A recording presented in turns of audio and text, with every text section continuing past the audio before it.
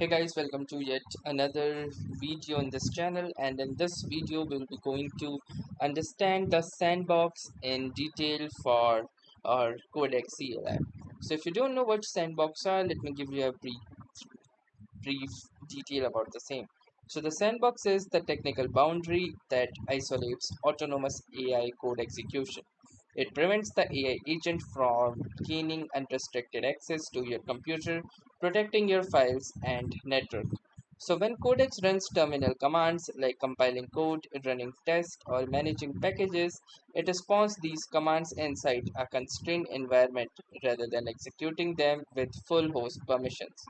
If Codex stays inside the sandbox boundaries, it acts autonomously. If it needs to go beyond them, it pauses and falls back to your human approval policy. So now first let us launch our Codex. So I will simply go to the Windows PowerShell in the administrator mode and then simply type in Codex in order to launch the Codex CLI. Now once the Codex CLI has launched, I can simply type in a forward slash and then I can simply type in set. Now once I'll do this, I'll simply hit the enter button and you can see it says you could not set up your sandbox with administrator permissions. You can still use Codex in a non-admin sandbox. It carries greater risks if prompt injected. You can learn more at this particular website.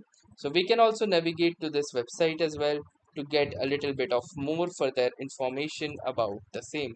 So let us open this web page and you can see right here it tells us about the different sandboxes as we can see here. So when you run Codex natively on agent mode uses a Windows sandbox to block file systems and which can write out working folder and prevent network access without your explicit approval. So from here you can read all of the documentation related to the sandbox and how you can use it in your exact context that you wish to like. And moving back, we can simply first let me let you know what are the different types of sandbox that you can see in the same. So the different you can configure how much access Codex has using this particular flags, that is double dash and then sandbox. So this particular flags help you. You can also configure dot toml file as well for the same. So there are basically three types of sandbox. The first one is read only, workspace-write, and the full access. So the read only sandbox allows only the read access, whereas the workspace-write allows read and write access, and the full access allows full file system access within the same. So you can also bypass the sandbox and approvals using the unsafe YOLO flag, though it is highly discouraged for general use. So you can see that it has find the current sandbox which currently I am, that is the workspace, right?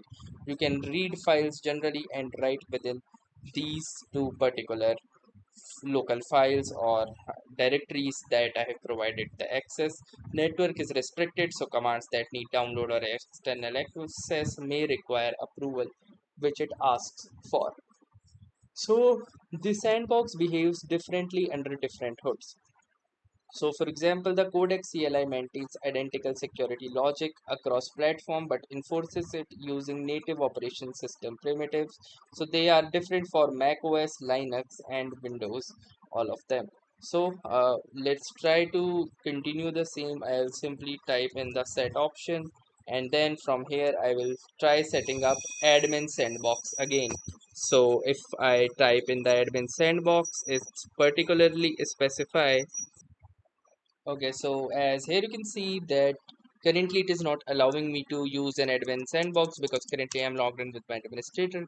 But I can also use Codex with non-admin sandbox by clicking here, and you can see that Codex can now safely edit files and execute commands in your computer, and I am in the sandbox. I can also ask in, am I in the sandbox? Give it a question mark and let us see what it particularly returns, and it says yes, your current session is running with file system sandboxing enabled in workspace write mode. So writes are allowed in D and this particular file. Anything outside these writable routes needs approval. Network access is also restricted and requires approval. So what this basically does is that it will keep your code safe. It will only keep you the guardrails within you are required to work, and it also prevents any harmful ingestion of files as well. So it is definitely a request and also a very expected behavior that a person actually uses sandbox, especially if they are dealing with more and more sensitive data. So that was all pretty much about this particular video. We'll be covering up more topics in the future videos as well. So if this video was helpful to you, do make sure to drop a like, and also don't forget to subscribe to our YouTube channel for more such videos which will help you out figuring these AI series.